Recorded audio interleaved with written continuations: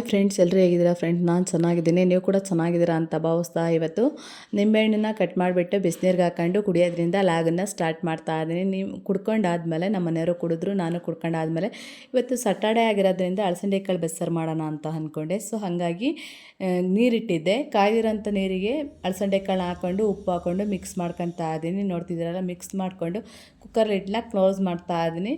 ಒಂದೇ ಒಂದು ವಿಷಲ್ ಬರ್ಸ್ಕೊಬೇಕು. ತುಂಬ ವಿಷಲ್ ಹಾಕ್ಸಿದ್ರೆ ಇದು ತುಂಬ ನುಣ್ಣಗೆ ಬೇಯೋ ಚಾನ್ಸಸ್ ಇರುತ್ತೆ. ಸೊ ಹಂಗಾಗಿ ಒಂದು ವಿಷಲ್ ಬರ್ಸಿದ್ದಾದಮೇಲೆ ಏರ್ ಕೂಡ ಬಿಡಬೇಕು. ಸೊ ಬಿಟ್ಟಿದ್ದಾಯಿತು. ಮತ್ತು ಕಾಳನ್ನು ಸಪ್ಪೆಸ್ರನ್ನು ಸಪ್ರೇಟ್ ಮಾಡ್ಕೊಳ್ತಾ ಇದ್ದೀನಿ.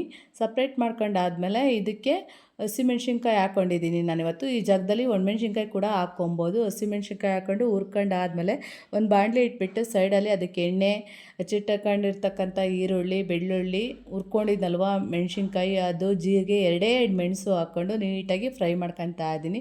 ಮೆಣಸು ನಿಮಗೆ ಸ್ಪೈಸ್ ಎಷ್ಟು ಬೇಕೋ ಅಷ್ಟು ನೋಡಿ ಹಾಕ್ಕೊಬೋದು. ಮತ್ತು ಬೆಂದಿತ್ತಲ್ವ ಕಾಳು, ಅಳಸಂದೆ ಕಾಳು, ಅದನ್ನು ಕೂಡ ಹಾಕ್ಕೊತಾ ಇದ್ದೀನಿ. ಏಕೆಂದರೆ ಸ್ವಲ್ಪ ತಿಕ್ನೆಸ್ ಬರುತ್ತೆ ಮತ್ತು ಟೇಸ್ಟ್ ಕೂಡ ಇರುತ್ತೆ. ಅದಕ್ಕೆ ಹುಣಸೆಹಣ್ಣು ಮತ್ತು ಕಾಯಿ ಮಿಕ್ಸ್ ಮಾಡಿಕೊಂಡು ಆರ್ಲಿಕ್ಕೆ ಬಿಟ್ಟಿದ್ದಂಥದ್ದನ್ನ ಜಾರ್ಗೆ ಟ್ರಾನ್ಸ್ಫರ್ ಮಾಡ್ಕೊಂಡು ಅದ್ರ ಜೊತೆ ಕೊತ್ತಂಬರಿ ಸೊಪ್ಪು ಹಾಕಿ ನುಣ್ಣಗೆ ರುಬ್ಕೊಂಡು ಬರ್ತಾ ಇದ್ದೀನಿ. ಮತ್ತು ಈ ಕಡೆ ಸ್ಟವ್ ಮೇಲೆ ಒಂದು ಬಾಣಲಿ ಇಟ್ಟು ಅದಕ್ಕೆ ಎಣ್ಣೆ ಹಾಕಿ ಹಚ್ಚಿಟ್ಕೊಂಡಿರ್ತಕ್ಕಂಥ ಈರುಳ್ಳಿ, ಒಣಮೆಣ್ಸಿನ್ಕಾಯಿ, ಕರಿಬೇವಿನ ಸೊಪ್ಪು, ಸಾಸಿವೆ ಹಾಕಿ ಮಿಕ್ಸ್ ಮಾಡ್ಕೊತಾ ಇದ್ದೀನಿ. ನೋಡ್ತಿದ್ದೀರಲ್ವ, ನೀಟಾಗಿ ಅದನ್ನ ಫ್ರೈ ಮಾಡ್ಕೊಳ್ಬೇಕು.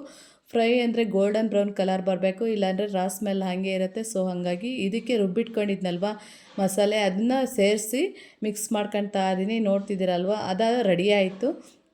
ಮತ್ತು ಸ್ಟವ್ ಮೇಲೆ ಬಾಣಲಿ ಇಟ್ಟು ಅದಕ್ಕೆ ಈರುಳ್ಳಿ, ಒಣಮೆಣ್ಸಿನ್ಕಾಯಿ, ಕರಿಬೇವಿನ ಸೊಪ್ಪು, ಸಾಸಿವೆ ಹಾಕ್ಕೊಂಡು ಫ್ರೈ ಮಾಡ್ಕೊತಾ ಇದ್ದೀನಿ. ಸ್ವಲ್ಪ ಇದು ಕೂಡ ಅಷ್ಟು ಸೇಮ್ ಗೋಲ್ಡನ್ ಬ್ರೌನ್ ಕಲರ್ ಬರಬೇಕು. ಬಂದಾದಮೇಲೆ 2 ನಿಮಿಷ ಕಾಳನ್ನ ಫ್ರೈ ಮಾಡ್ಕೊಳ್ಬೇಕು. ಫ್ರೈ ಮಾಡ್ಕೊಂಡಾದ್ಮೇಲೆ ಕಾಯಿನ ಸೇರಿಸ್ತಾ ಇದ್ದೀನಿ. ಕಾಯಿ ಸೇರಿಸ್ಬಿಟ್ಟು ಒಂದು ಮಿಕ್ಸ್ ಕೊಡ್ತಾ ಇದ್ದೀನಿ ನೀಟಾಗಿ.